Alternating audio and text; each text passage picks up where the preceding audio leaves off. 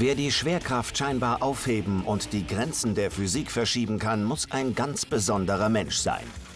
Astronauten im All, Akrobaten im Zirkus und nicht zuletzt Rallye-Fahrer gehören zu dieser ungewöhnlichen Sorte Menschen.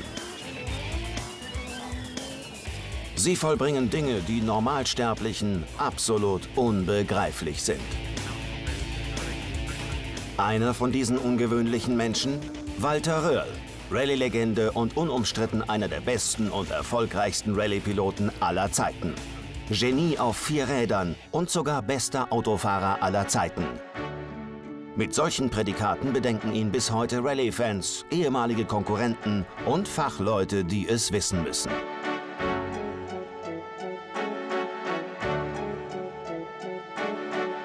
Für die Fans des Sports ist Röhrl nach wie vor einer der Helden ihrer Rallye-Träume.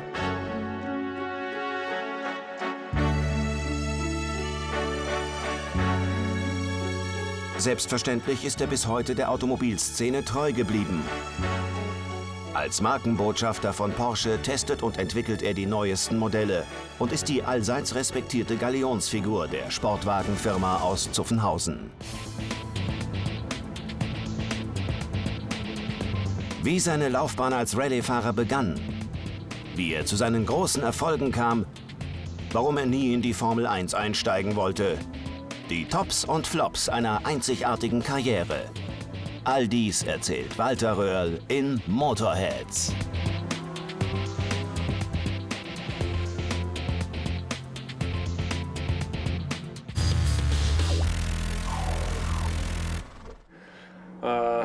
Ich war, glaube 7 Jahre alt und der Vater hat für Stemmensgeschäft immer die Granitsteine irgendwo im hintersten bayerischen Wald gekauft und da hat er mich mitgenommen und da waren wir bei dem Besitzer einer Mühle, der zugleich auch einen Steinbruch hatte und das Auto war bei der Mühle abgestellt und der Steinbruch war vielleicht so 600 Meter entfernt und irgendwann hat mich anscheinend da der Teufel geritten und gesagt, jetzt fahre ich mit dem Auto zum Papa. Ich bin also im Auto gesessen an der Mühle, habe aber gesehen, dass der Vater mit dem Besitzer zum Steinbruch gegangen ist.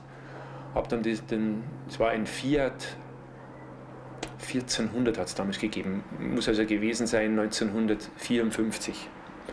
Und habe das Auto gestartet und bin also dann da diese 600 Meter die Straße zum Steinbruch da hochgefahren.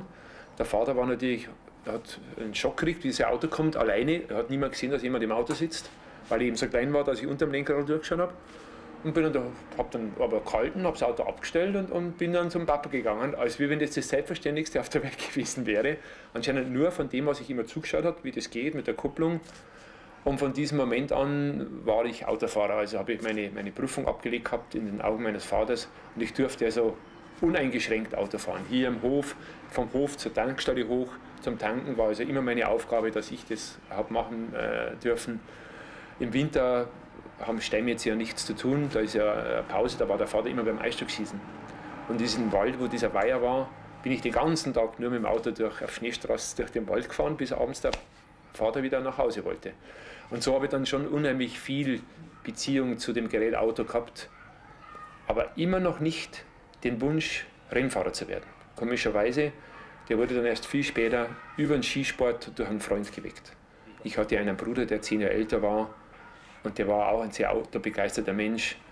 Der hat früher wahrscheinlich vom Vater her erst immer Fiat gefahren und ist dann zu Porsche gewechselt. Und ich war damals 10 Jahre alt, als der Bruder 20 war. Und da hat er mich natürlich immer mitnehmen müssen, damit die Eltern mich ein bisschen los waren. Und da habe ich natürlich schon mal vor allem die Beziehung zu der Firma Porsche gekriegt. Und mein Bruder hat immer gesagt, merk dir eins, das mit Moped fahren, das kannst du alles sparen. Spar so lange, bis du ein gescheites Auto kaufen kannst. Und ein gescheites Auto ist ein Porsche. Und das war ein Satz, der ziemlich fest in meinem Hirn haften blieb. Mit 21 Jahren habe ich dann so viel Geld gehabt, dass ich mir einen gebrauchten 356er Porsche kaufen konnte. Das war dann mein erstes Auto, das ich gefahren habe. Ich war im bischöflichen Ordinariat in Regensburg, wo die zentrale Grundstücksverwaltung der 7 Diözesen Bayerns stattfindet. War dort 2 Jahre im Innendienst als Verwaltungsangestellter und als ich 18 war und einen Führerschein hatte, wurde ich in den Außendienst versetzt. Und zwar hatte der Leiter dieser Abteilung, war ein Jurist, selbst keinen Führerschein. Und wir hatten einen Mercedes als Dienstauto und sind natürlich sehr viel durch Bayern gefahren, weil unser Bezirk war von Aschaffenburg bis nach Berchtesgaden, von Coburg bis zum Bodensee. Und das war sicherlich auch ein Punkt. Ich bin natürlich dann sehr viel Auto gefahren, im Jahr 120.000, 130.000 Kilometer in diesem Mercedes. Und der Herr Dr. Zenglein, seines Zeichens Jurist, ist daneben gesessen. Selbst kein Autofahrer, hatte auch zum Glück deshalb keine Beziehung, ob auch was schnell und langsam ist. Und ich bin natürlich damals schon schnell gefahren, ging auch vom Verkehr her noch. Also ich kann mich erinnern, ich bin damals genauso schnell von Regensburg nach Würzburg gefahren wie heute auf der Autobahn. Damals gab es keine Autobahn. Und dabei haben natürlich aber auch schon zu der damaligen Zeit die entgegenkommenden Autos gemerkt, dass der Auto ein bisschen abartig schnell daherkommt und haben sehr oft mal geblinkt. Und jetzt hat er mich gefragt, sagt, Walter, warum blinken denn die immer? Sage ich, Herr Doktor, das sind alles Bekannte, die winke ich nur. Und dann war ich mal wieder im Innendienst und dann sagte er zu unseren Mädchen im Innendienst, ich sage euch, der Walter, der kennt jeden Zweiten in Bayern. Meine erste Rallye war zum Beispiel ein Lauf zur Deutschen Meisterschaft, wo ich das erste Mal in meinem Leben Kontakt hatte mit Rallye-Sport. Normalerweise geht es ja auch über Orientierungsfahrten, kleine Rallyes, regionale Rallyes und dann kommt man irgendwann einmal, ist es der Traum eines jeden Rallye-Fahrers, dass er einen deutschen Meisterschaftslauf fahren kann. Ich bin natürlich sofort ins Wasser gesprungen und bin zu einem deutschen Meisterschaftslauf mit 350 Startern. Rallye Bavaria hat es damals geheißen, war so die größte Veranstaltung mit dem 850er Fiat. Das war mein erster Auftritt bei Rallye. Ja, wir sind nach 450 Kilometer ausgefallen, weil in der Nacht der Bügel von der Lichtmaschine abgebrochen ist. Dabei war aber irgendwann mal eine Sonderprüfung im Altmühltal, Schotterberg ab. Und da sind wir dann von diesen 300 Autos, glaube ich, die 6 oder 8 schnellste Zeit gefahren, mit meinen 47 PS, was mein damaliger Entdecker und Beifahrer natürlich sofort wieder umgemünzt hat, einen Brief geschrieben hat an die Fachzeitungen Deutschlands, mein Freund ist der beste Autofahrer auf der Welt, Sie müssen dafür sorgen, dass der ein Auto bekommt. Und so ist es dann praktisch 3 Jahre lang gegangen, 5 Rallyes sind wir privat gefahren, immer mit Autos, die der Herbert damals besorgt hat. Und nach jeder Rallye hat er an die Zeitung geschrieben, mein Freund ist der beste Autofahrer auf der Welt. Und nach 5 Rallyes haben sie dann gesagt, ja okay, jetzt sollte man mal schauen, dass wir den Narischen da aus dem Bayerischen Wald doch einmal Auto geben. Anscheinend irgendwas ist da schon dran, der fährt immer ganz schön schnell Auto. Und dann war ich Profi. Ich habe 1971 diesen Vertrag bei Ford unterschrieben, einen 2-Jahres-Vertrag, und habe Ende 1971 sofort gesagt, ich höre wieder auf. Und zwar hatte ich zu Hause solche Probleme durch den tödlich verunglückten Bruder.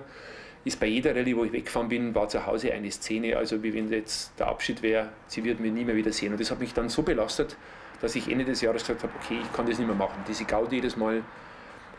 Und dann in dieser Zeit, vom November 71, ich würde sagen bis Mai 72, die rallylose Zeit, habe ich gemerkt, ohne Rallye-Sport will ich nicht mehr leben.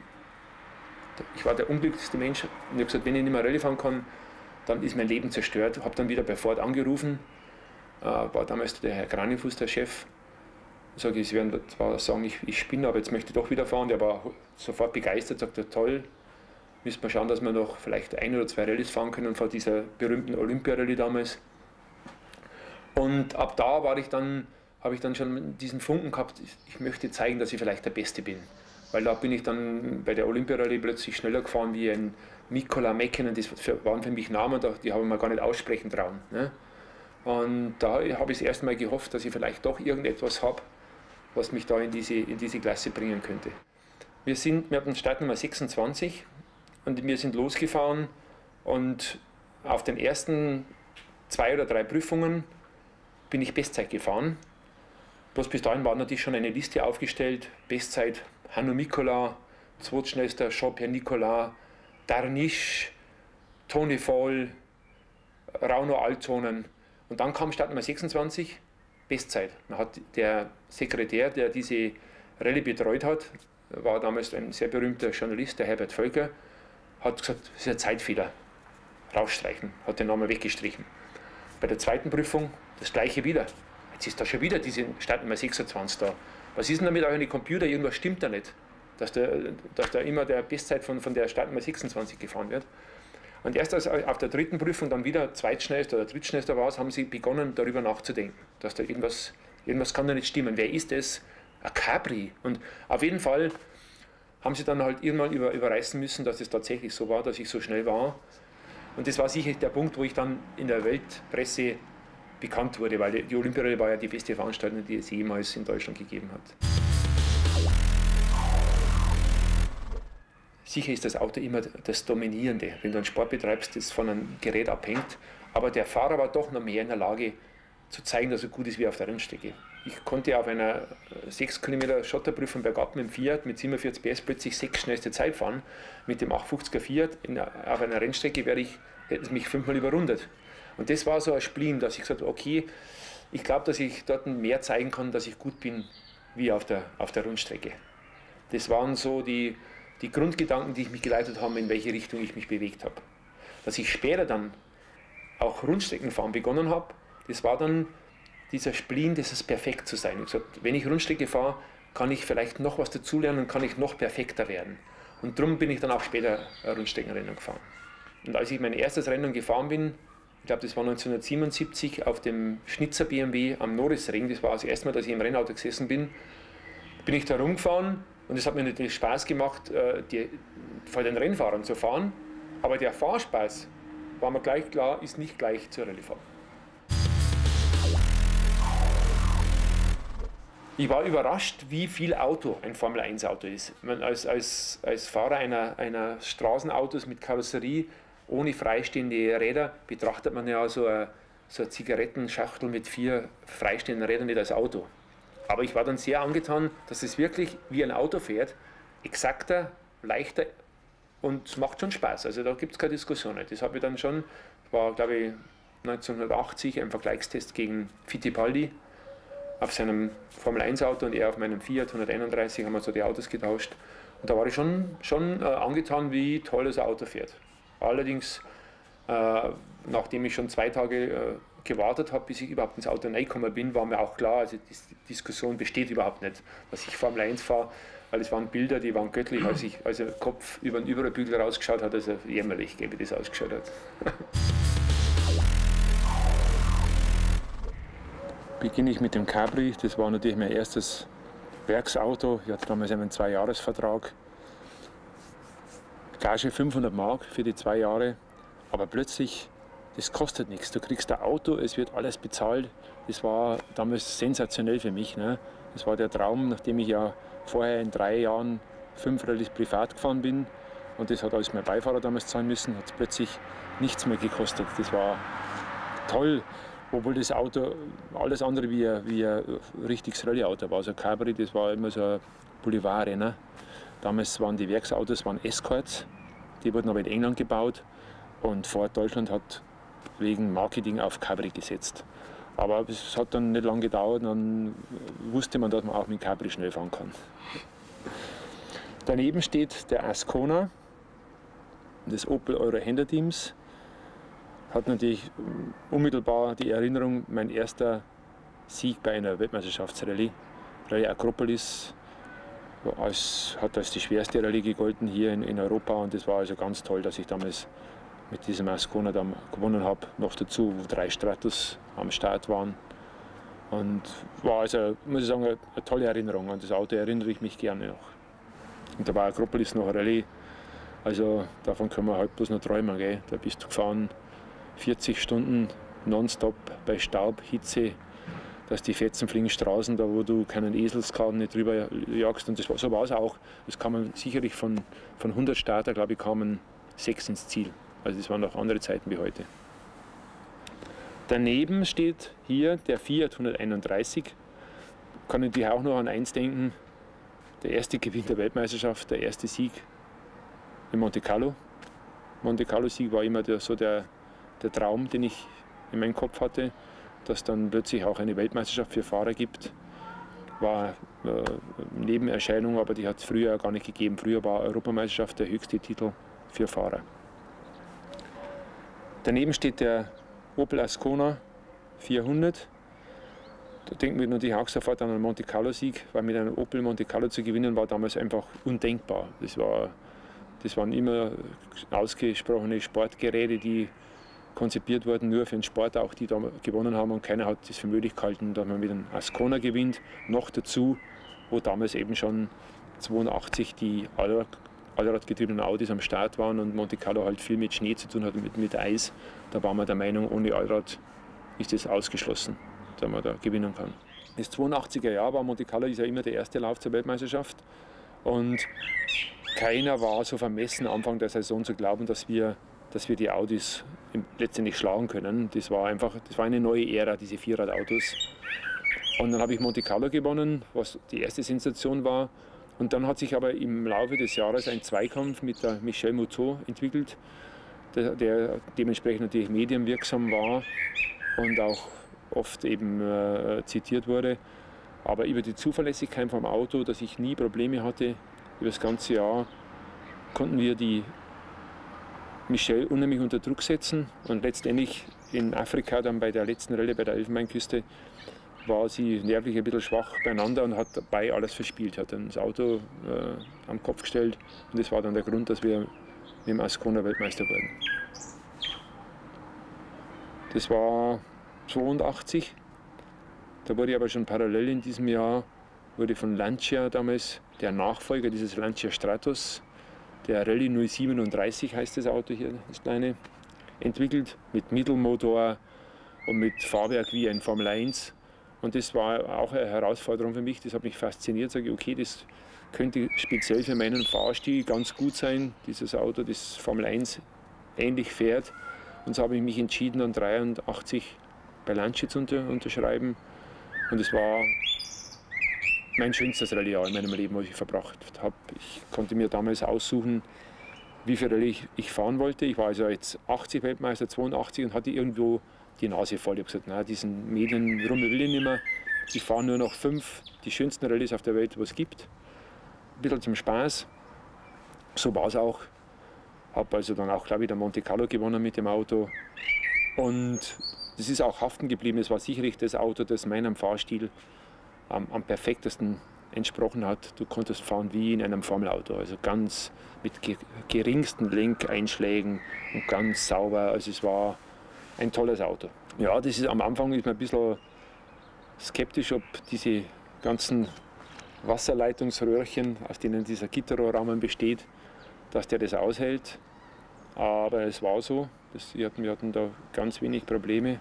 Das Auto hatte verhältnismäßig gute Traktion durch diesen Mittelmotor. Allerdings war halt auch wieder einfach dieses Problem gegen die vierradgetriebenen Audis. Aber das war alles ein Vorteil, dass die Audis zu dem Zeitpunkt zu viele Fehler gemacht haben. Damit konnte man sie mit diesen Autos immer wieder in Bedrängnis bringen. Und je größer die Bedrängnis war, umso größer war der Fall, dass sie einen Fehler machten. Und so haben wir es halt da immer in die Schranken weisen können. Obwohl dann letztendlich am Ende des Jahres war es wieder soweit mit der Weltmeisterschaft. Ich bin nach diesen 5 Rallyes war ich schon wieder der Führende und habe gesagt, nein, ich fahre keine Rallye mehr. Und aufgrund dessen ist der Hanno dann Weltmeister geworden. Ich hatte ja 3 Jahre schon von 80 weg ein bisschen einen Krieg mit Audi und hatte aber dann für 84 irgendwo war im Inneren auch bei mir die Bereitschaft da, dass ich erstens mal nicht aufhören möchte in meiner Karriere, ohne dass ich Vierrad gefahren bin. Das war ja damals eine ganz neue Ära. Und es war bis zu dem Zeitpunkt der Stig Blomqvist der einzige Fahrer, gegen den ich nicht auf dem gleichen Auto gefahren bin. Ich habe immer diesen Maßstab, ob ich besser bin wie der andere, habe ich nur davon abhängig gemacht, wenn ich im gleichen Auto gesessen bin wie er. Und der Stig war der einzige, gegen den ich noch nicht gefahren bin damals. Das war Motivation genug für mich, zu sagen, jetzt okay, jetzt glaube ich, bin ich reif dafür, dass ich auch mal zu einer bayerischen Firma gehe. Und auch diese Querelen sind dann doch etwas abgeflacht. Inzwischen waren verschiedene Leute bei Audi, die ich auch gern mochte. Und die haben mich dann überredet, einfach das zu tun. Die haben gesagt, du bist der Bayer, dann musst du auch was für eine bayerische Automobilfirma tun. Und so kam dieser Vertrag 84 zustande. Und da war natürlich auch wiederum die große Herausforderung schlechthin, war einfach Rallye Monte Carlo. Eine Rallye mit wahnsinnig viel Schnee damals, 84. Und mit Stig, der als der absolute King des Schnees und des Vierrads gegolten hat. Und darum war das auch nochmal, obwohl das mein mein vierter Monte Carlo-Sieg war das auch schon ein gewisser Höhepunkt. Den habe ich dann schon sehr genossen, auch innerlich. War schon sehr froh darüber, dass es so gut gelaufen ist. Und es war für mich einfach der Druck, dass ich 6 Wochen Zeit hatte, Vierrad fahren zu lernen, was also sehr schwer war für mich. Ich habe mir also wirklich sehr dämlich angestellt, habe auch in diesen 6 Wochen das Auto ganz schön ramponiert. Aber ein Auto habe ich ganz verschrottet, 2 weitere habe ich kräftig verformt, bis ich gerade rechtzeitig zum Start von der Monte dann hinter das Geheimnis des Vierradfahrens gekommen bin. Es war ja erforderlich bei dem Auto, durch das System dieses Vierrads, das natürlich sehr nah dem eines Jeeps gekommen ist, war dieses Bremsen mit dem linken Fuß und das Drumsteigende auf der Bremse notwendig, um das Auto in engen Kurven überhaupt lenkbar zu machen. Das hat dazugehört zu diesem Fahrprogramm. Und das war eben auch so schwerwiegend für mich, die ersten 6 Wochen, da habe ich das nicht einsehen wollen. Ich habe gesagt, jetzt fahre ich 20er Auto und habe noch nie mit dem linken Fuß gebremst, warum soll ich jetzt plötzlich mit dem linken Fuß bremsen? Aber es war erforderlich und dann dauert es halt eine gewisse Zeit, bis man Feinfühligkeit in diesen linken Fuß hineinbekommt, der 20 Jahre lang nur bis zum Bodenblech die Kupplung durchgetreten hat. Aber das war natürlich dann auch eine unheimliche Herausforderung für mich, die ich dann letztendlich in kurzer Zeit, glaube ich, ziemlich perfekt gelernt habe. Das hat sicher am meisten Spaß gemacht. Einfach, wenn du wenn du immer so viel Kraft hast, dass du mit dem Gaspedal einen Fehler machen kannst. Das ist für mich die höchste Herausforderung, der höchste Spaß. Weil Vollgas zu fahren und das Ding fährt stabil dahin, das war vergeudete Zeit meines Talentes. Und darum habe ich das am meisten natürlich genossen. So ein Auto, das also zu jedem Zeitpunkt in der Lage war, einfach von der Straße runterzufahren, wenn du einfach nicht die richtige Gaspedalstellung gefunden hast. Obwohl das kein elegantes Autofahren war. Vom Autofahren her haben diese Autos vorher alle sicherlich viel eleganter ausgesehen und mussten auch vielleicht sogar ein bisschen mehr Gefühl mitbringen. Das war also ein bisschen das Autofahren mit der Brechstange. Aber das ist natürlich toll. Das ist wie Skifahren, ein Tiefschneehang und ein Eisbuckelhang. Ne? Der Tiefschnee ist schön, aber das ist weich, das können mehrere. So ein Eishang runterfahren, das ist schon wie eine heiße Sache. Und so möchte ich das auch vergleichen. In diesem Auto konnte ich mein Können am deutlichsten zeigen. Also das war ganz bestimmt so, dass ich also der Meinung war, war sehr gefährlich, aber es hat auch am meisten Spaß gemacht letztendlich, wie halt vieles im Leben, liegt so oft nah beieinander. Und war aber letztendlich durch die Unfälle, die dann passiert sind, war der Schnitt etwas zu krass zur nachfolgenden Gruppe A. Aber man hat dann nicht nur die Gefahr des Motorsports gesehen jetzt durch die schnellen Autos, sondern auch ein bisschen die Gefahr der Verantwortlichen, dass der Rallye-Sport dem Formel-1-Sport ein bisschen den Rang abläuft.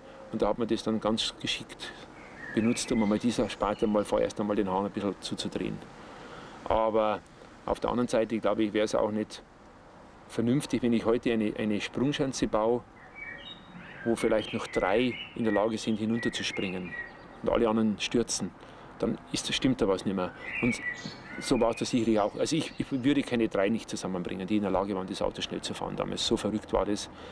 Man muss das wirklich mit einer Rakete vergleichen. Man hat nur immer gekämpft, um der Rakete die neue Richtung zu geben, und dann hat man die Kraft eingesetzt. Und dann war das wieder ein Kampf, die Richtung zu verändern, und das war unglaublich, aber natürlich, wenn man es einigermaßen beherrscht hat, natürlich ein unglaubliches Gefühl, was da für eine Kraft freigesetzt war und was es heißt, dann trotzdem so ein Monster, das 550 PS hat, zu beherrschen. Man darf ja nicht vergessen, dass ich im Prinzip mit diesem Auto am gleichen Baum und am gleichen Abgrund vorbeigefahren bin wie mit diesem Auto. Das ist der ganz entscheidende Punkt, wo viele Leute vergessen. Beim Rennsport hat sich mit den Autos die Strecken verändert, beim Rallye-Sport nicht. Und das war das Reizvolle an der ganzen Angelegenheit.